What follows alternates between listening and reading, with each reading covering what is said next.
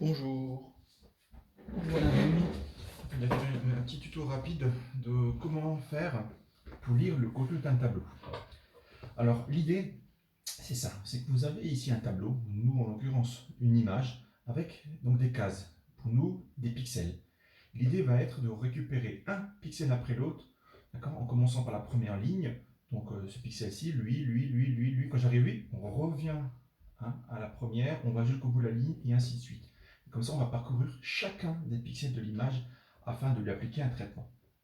Alors on va commencer pour expliquer un petit peu le principe, et ça bien sûr à faire sous Python.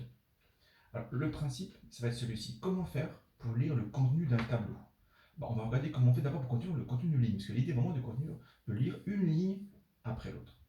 Donc l'idée ici, c'est qu'on va numéroter toutes les cases, de 0 à 9. Pourquoi 0? Parce que 0 étant le premier nombre entier. Attention, c'est pas 1, c'est 0. Donc nous, on a 10 cases numérotées de 0 à 9. Alors on va les nommer d'abord par une lettre I. D'accord? Donc il y a I égale 0, I égale 1, I égale 2, I égale 3, et ainsi de suite jusqu'à 9. Donc pour parcourir tout ça, d'accord, on pourrait très bien écrire I égale 0, I égale 1 et faire 10 lignes. Imaginez-vous qu'on ait une image de 600, 400 pixels sur 300, 3400 pixels, on aurait des contenus hallucinants. Donc l'idée ici de mettre une boucle de répétition, une boucle for, F-O-R, d'accord, qui veut dire qui est justement là pour parcourir le contenu d'une liste. Donc l'idée est de dire que pour for I in, donc ça sont les deux mots-clés, là, for et I, et le I qui est là correspond au nom qui est là. Si on avait appelé ça K, on aurait appelé K. On aurait appelé case, on aurait écrit case. In, et pour indiquer, donc là, on est dans une série de 10 valeurs, de 0 à 9. Ça c'est comme ça, range, entre parenthèses, 10. On met deux points, et en décalage, ici, on met le contenu. Qu'est-ce qu'on fait avec? On traite l'image, on lit l'image ou n'importe quoi. Donc ça fonctionne comme ça. Donc la boucle for i in range 10 va nous prendre une case après l'autre, d'accord, nommée i, dans une série de 10 valeurs, de 0 à 9. Attention, vous comprenez bien que le range 10 donne 10 valeurs, mais ça commence à 0, donc ça s'arrête à 9. Si on voulait aller par exemple à 10 ici, on a envie range 11. Ça c'est pour une ligne. Donc l'idée, nous, ça va être maintenant de faire pareil, mais en deux dimensions. L'idée de faire une ligne après l'autre. D'accord?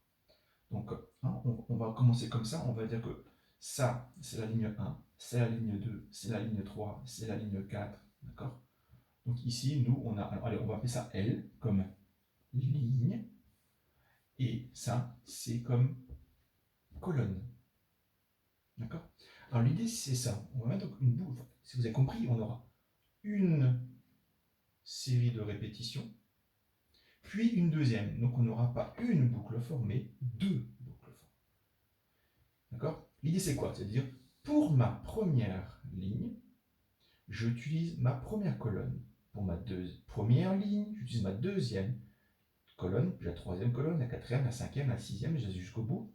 Ensuite, je me mets à la ligne numéro 1, donc la deuxième, et je recommence une case après l'autre. Puis la numéro 2, et ainsi de suite. Donc ce qu'on va faire, on va dire for, je vais prendre une ligne après l'autre. Donc, for L, in range, donc 10 valeurs, 10. Qu'est-ce que je vais faire ici? Eh bien, pour chacune des lignes, je vais lire toutes les colonnes. Donc, en décalé, pour que ça fasse partie de la boucle. Pour chacune des lignes, je vais refaire une lecture des 10 cases. Donc, for, cette fois, ce ne sera pas. Donc, pour chaque ligne, je vais lire toutes les colonnes. C'est in range 10. Deux points. Et un autre décalé, pour ce décalé, c'est pour cette boucle-là. Celle-ci, celui-ci, c'est pour celui-ci. D'accord? Et là, on met le contenu de ce qu'on veut. Et donc, cette double, c'est ça le côté technique, c'est de double boucle for. On dit qu'elle est imbriquée l'une dans l'autre, parce que celle-ci, contenue dans celle-là, va nous permettre de lire toutes les cases de tableau. Je répète le principe. Pour chacune des lignes,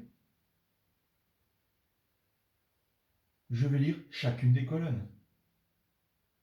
D'accord? Pour chacune des lignes, je lis chacune des colonnes. Et là, on a bien, donc pour la ligne, donc on va commencer range 10, donc ça commence par 0. Donc pour L égale 0, donc on est bien dans la ligne là, je vais lire une case après l'autre. Puis quand c'est fini, je passe à la ligne 1 et je lis toutes les cases et ainsi de suite comme ça jusqu'au bout. Comme ça, on va pouvoir par exemple récupérer chaque pixel l'un après l'autre et lui appliquer un changement de couleur, un changement de position. Ça sera dans l'activité après. Voilà, je vous remercie.